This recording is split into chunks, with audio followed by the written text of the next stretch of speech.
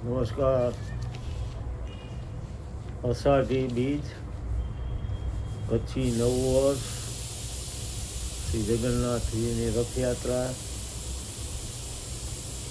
અષાઢી નવરાત્રિ, બધાની શુભેચ્છા. અષાઢી બીજના રામે રામ. કચ્છડો ખેલે ખલક में, कछड़ो खेले खलक में, जी महासागर में मछ.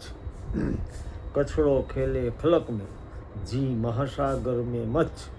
जीत हिकड़ो कच्छी वसे, ओते डिया डी कच्छ. कच्छी नए वरेजी लख लख વધાઈઓ. કચ્છી નવી વર્ષની શુભેચ્છા. અષાઢી બીજના સૌને રામ રામ. સંવત 2082, અષાઢ સુદ બીજ, ગુરુવાર, 16/7/2026. આજના શુભ દિવસે દર વર્ષની જેમ ભવ્ય જગન્નાથજીની રથયાત્રા જગન્નાથપુરી નીકળે તેવી રીતે અમદાવાદમાં વર્ષોથી નીકળે છે. અમદાવાદની રથયાત્રા એટલે 16 કિલોમીટર લિવિંગ હેરિટેજ વોક કામ કરી શકે.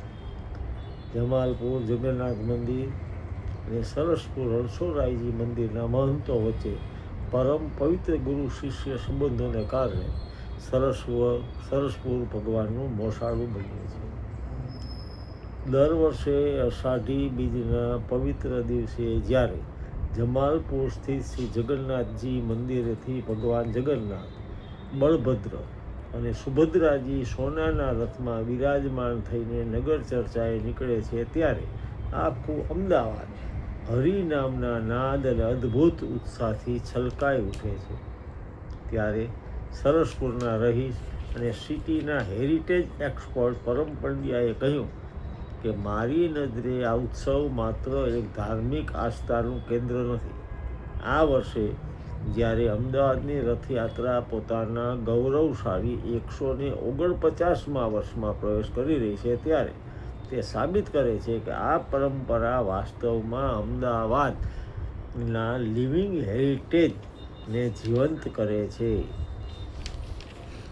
સૌથી સશક્ત અને મજબૂત અભિવ્યક્તિ આની ગણી શકાય.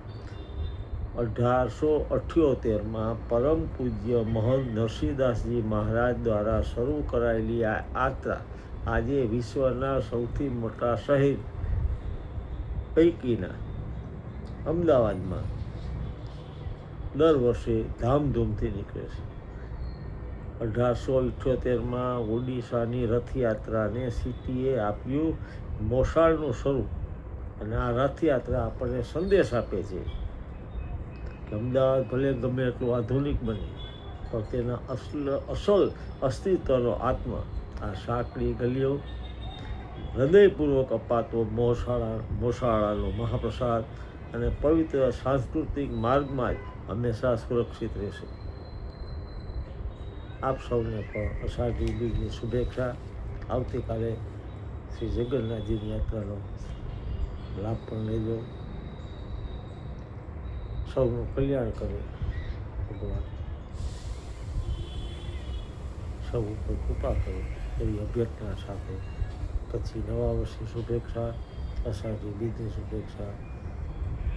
ગુપ્ત નવરાત્રિ જેને કહેવાય છે, અષાઢી નવરાત્રિ પર શરૂ થઈ છે, એની પણ શુભેચ્છા. આપ સૌનું સર્વ રીતે કલ્યાણ થાય. જય અરુણાચલ.